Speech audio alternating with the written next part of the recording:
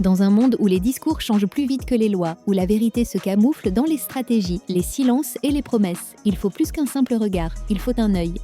Bienvenue sur l'œil politique. Chaque semaine, nous nous engageons à décrypter l'actualité sociopolitique sans détour. Nous allons au-delà des apparences, explorant les faits, le contexte souvent ignoré et les implications profondes des décisions qui façonnent notre avenir collectif. Notre objectif est de vous offrir une analyse incisive fondée sur la rigueur et la clarté. Ici, la politique n'a plus de masque. Chaque élément révélé vise à éclairer ce que les mots n'affirment pas, pour une compréhension plus juste et plus complète. Alassane Ouattara, que vous voyez, est associé à toutes les forces qui sont ennemies de la souveraineté africaine. C'est un ennemi de la souveraineté africaine. Ennemi de la souveraineté africaine. Il est un commis de la Banque de France, c'est-à-dire de ceux qui sont chargés de maintenir en esclavage monétaire 15 pays africains. Il a toujours saboté toutes les initiatives ayant pour but de doter l'Afrique d'une monnaie autonome. Voilà pourquoi il faut le combattre. Alassane Dramane Ouattara, que vous voyez, a été au cœur de toutes les tentatives d'agression déguisée du néocolonialisme, du colonialisme français et de l'impérialisme occidental contre les Africains. L'exemple le plus visible, sous vos yeux, ça a été l'instrumentalisation de la CEDEAO. Vous avez vu comment Alassane Ouattara a été à la manœuvre pour utiliser la CEDEAO afin de s'attaquer au Mali, s'attaquer au Burkina Faso. Vous avez vu Alassane Ouattara monter en première ligne, annoncer que lui, il montait un bataillon de 1500 hommes pour attaquer le Niger. Vous avez vu Ouattara faire ça. Tout ça pour imposer des valets de la France-Afrique à la tête des pays africains. Vous avez vu Ouattara le faire. Donc en fait, la sous-région et toute l'Afrique ont intérêt à ce que ce monsieur tombe. Parce que tant qu'il ne tombe pas, eh bien, nous ne pourrons pas bénéficier de toute l'énergie positive du peuple de Côte d'Ivoire dans le processus d'émancipation de toute l'Afrique de l'Ouest. La chute de Ouattara est un moment essentiel de la libération de l'Afrique. Comme celle de Paul Biya en Afrique centrale. Comme celle des dictateurs d'Afrique centrale. Leur chute là sera un moment fondamental de la libération de l'Afrique. Et ça, c'est une troisième raison importante. Je passe à la quatrième raison. Alors, Alassane Ouattara doit être débarqué du pouvoir. Parce que Alassane Ouattara a détruit quelque chose qui est le fondement de la société, à savoir la confiance en la parole donnée. Alassane Ouattara est un ennemi de l'ordre. C'est un ennemi de l'esprit. C'est un ennemi de la loi. C'est un ennemi de la norme. C'est un ennemi de la morale. Pourquoi? Parce que cet homme-là s'est illustré par les plus grands mensonges politiques de toutes les générations politiques que la Côte d'Ivoire ait jamais connues. Et il est le plus grand mythomane politique africain que l'on puisse connaître. Il a menti sur ses origines. Il a menti sur ses intentions politiques. Il a menti à tous ses alliés. Je vous rappelle qu'il a été l'allié du président Houphouët-Boigny. Il l'a même fait cocu. Je vous rappelle qu'il a été l'allié du président Bédié. Il l'a roulé dans la farine. L'allié du président Guillaume Soro, roulé dans la farine. L'allié du président Babo, roulé dans la farine. L'allié du général Robert Gueye, roulé dans la farine. Alassane Ouattara, que vous voyez là, il a été l'allié de Tidiane Thiam, l'actuel président du PDCI, et il a roulé dans la farine. Il faut que vous preniez conscience du fait que cet homme incarne ce qu'on ne veut pas en politique. Toute société politique se construit sur le respect de la parole donnée, qui est la condition de la confiance d'homme à homme, mais aussi de la fiabilité des institutions. Alassane Ouattara représente l'anti-parole, l'anti-serment. Alassane Ouattara est un parjure incarné. Chaque fois, il a fait le contraire de ce qu'il promet. Sous Alassane Ouattara, chaque Ivoirien un toit. Alassane Ouattara est le plus grand, chasseur, expulseur d'Ivoiriens de tous les temps. Alassane Ouattara a fait le plus grand nombre de 100 toits qu'un président ivoirien ait jamais provoqué dans ce pays. Sous Alassane Dramane Ouattara, aucun opposant ne sera en prison. Alassane Ouattara a battu le record d'emprisonnement des opposants. Les prisons politiques ivoiriennes ont été pleines de son arrivée à la primature jusqu'à aujourd'hui. Par sa faute. Sous Alassane Dramane Ouattara, vraiment, on n'aura pas besoin de plus de 15 ministres. Un gouvernement de plus de 15 ministres, ce n'est pas la peine. Un gouvernement pléthorique. Alassane Ouattara a battu le record des gouvernements les plus pléthoriques de l'histoire de la Côte d'Ivoire. Ouattara que vous voyez. Sous Alassane Draman Ouattara, vous savez, après 75 ans, on n'a plus rien à prouver, on n'a pas d'énergie pour gouverner. Ah non, non, non, non, non, il n'est pas question. Hein. Ah non, non, non, non, non, moi, de toutes les façons, la présidence, il faudrait que je m'occupe de mes mémoires et de mes petits-enfants. Alassane Ouattara, c'est ce qu'il promettait. C'est lui qui veut faire un 4e mandat maintenant. Alassane Draman Ouattara a promis à la sous-région qu'il allait mettre en place un écho qui réunirait les économies ivoiriennes, nigérianes et consorts. À chaque fois, il ne parle de l'écho que quand il faut détruire les projets de monnaie souveraine africaine. Ennemi.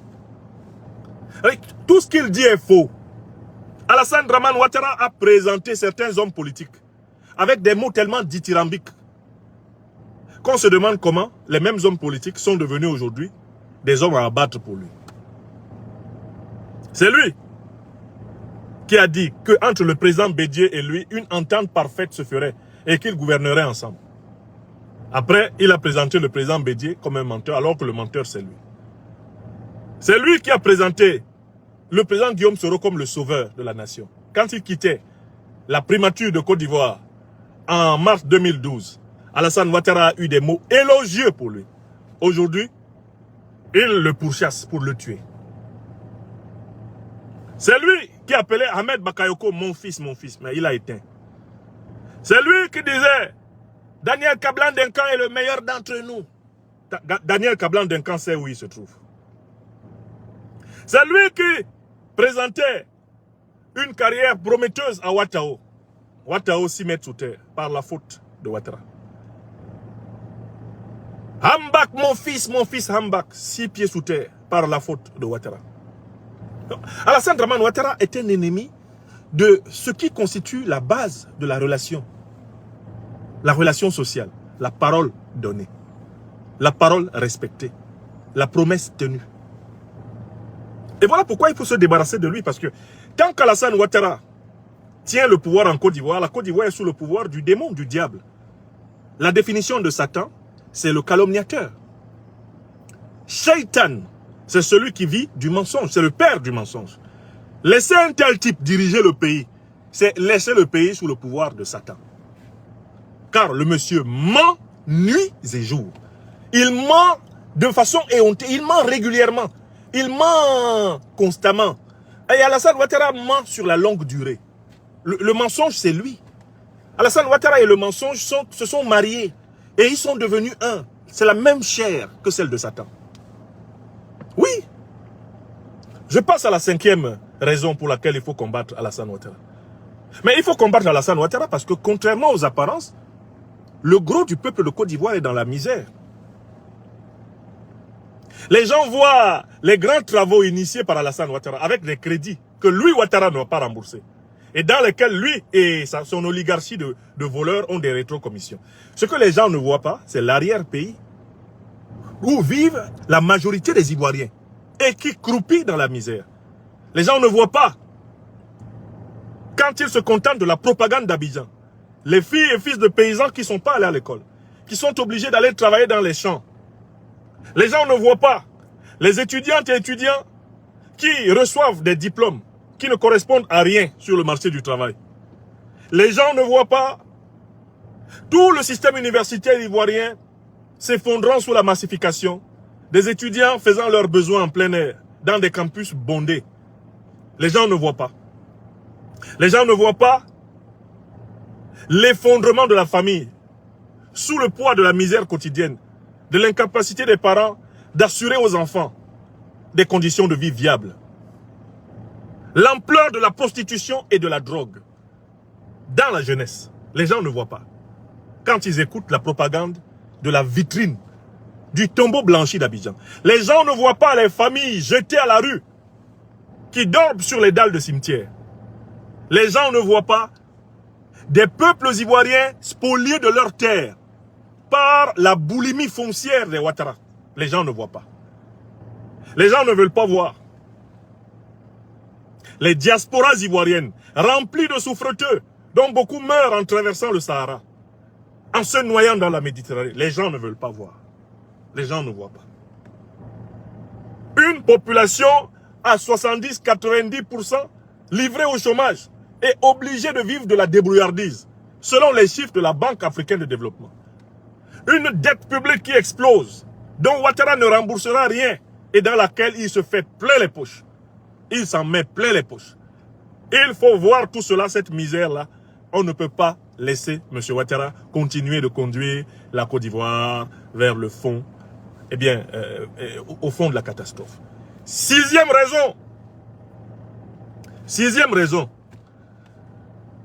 Alassane Dramane Ouattara est une pièce maîtresse du terrorisme qui frappe l'Afrique. Parce qu'il est allié des puissances qui ont créé les organisations terroristes, à savoir les puissances de l'OTAN. Il a fait de la Côte d'Ivoire une base arrière des puissances de l'OTAN. Or, l'OTAN, c'est l'organisation qui parraine Al-Qaïda et l'État islamique.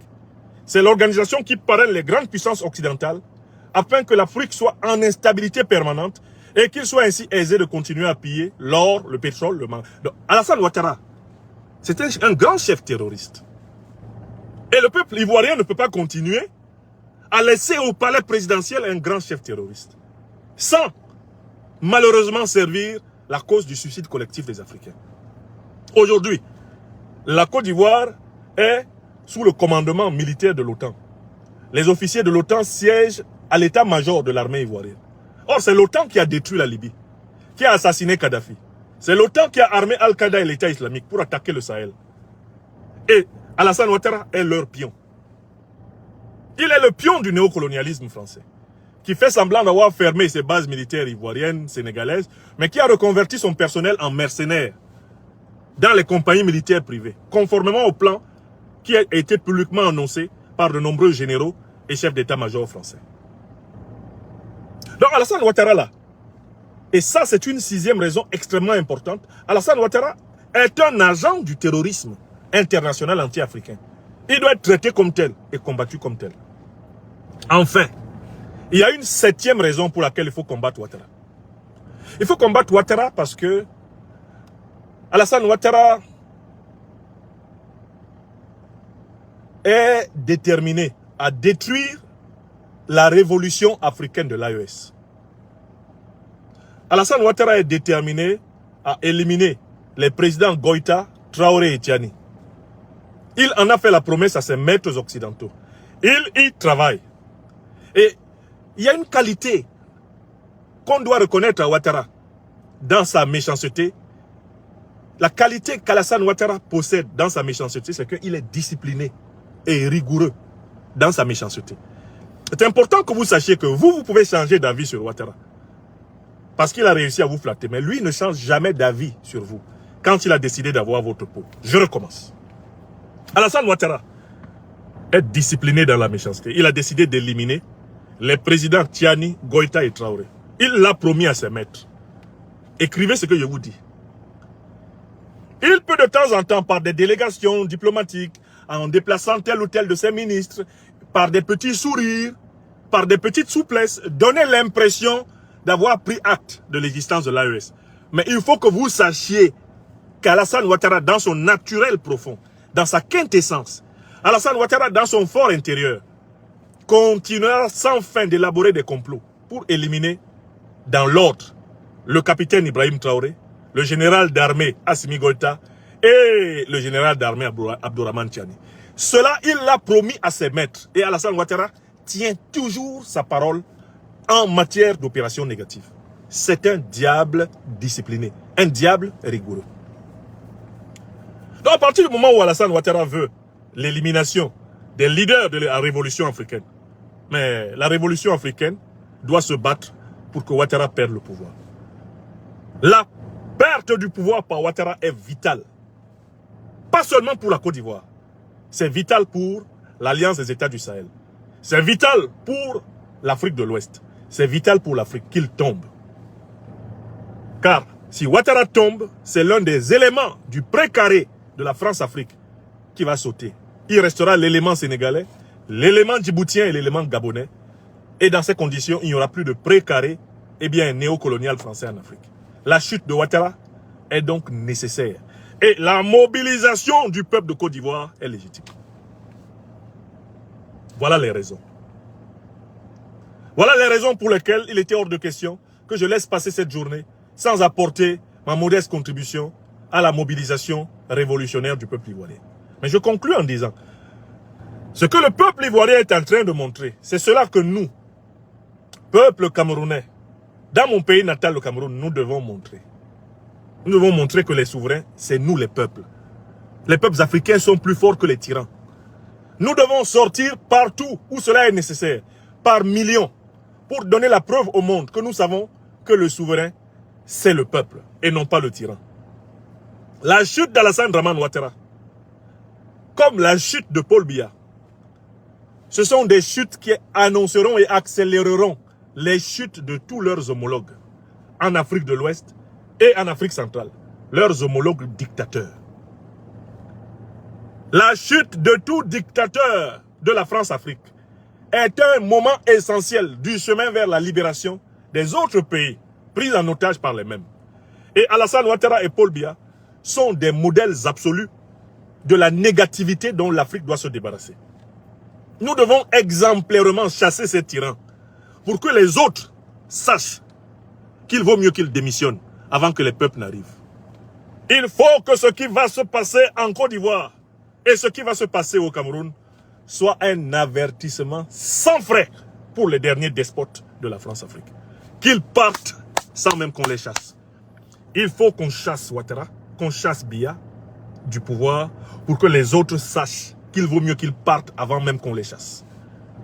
C'est important de soutenir le peuple ivoirien. C'est important de soutenir le peuple camerounais. Et c'est avec cette même énergie qu'on soutiendra le peuple togolais, le peuple béninois. C'est avec ça qu'on va soutenir le peuple congolais, le peuple gabonais. C'est avec cette énergie. C'est extrêmement important ce qui se passe en Côte d'Ivoire aujourd'hui.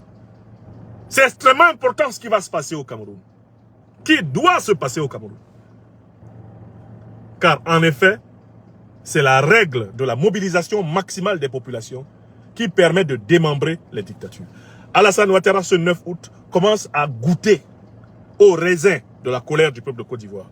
Je ne doute pas un seul instant que les mobilisations qui viennent seront encore plus monstrueuses, encore plus massives, et qu'il ne restera plus à M. Ouattara que le choix entre se démettre et être démis. Comme une ville encerclée, comme une cabane dans un champ. Merci à toi d'avoir partagé. Comme une hutte dans un champ de concombre. Merci infiniment. Sidia, l'univers. Excellent samedi. Akwaba, Potamana, Janouo, au peuple de Côte d'Ivoire. Y danser au peuple de Côte d'Ivoire.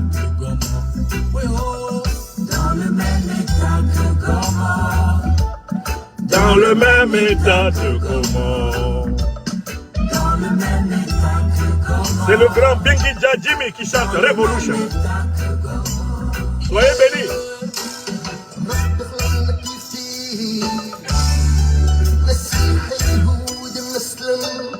Abidjan debout sur un seul pied.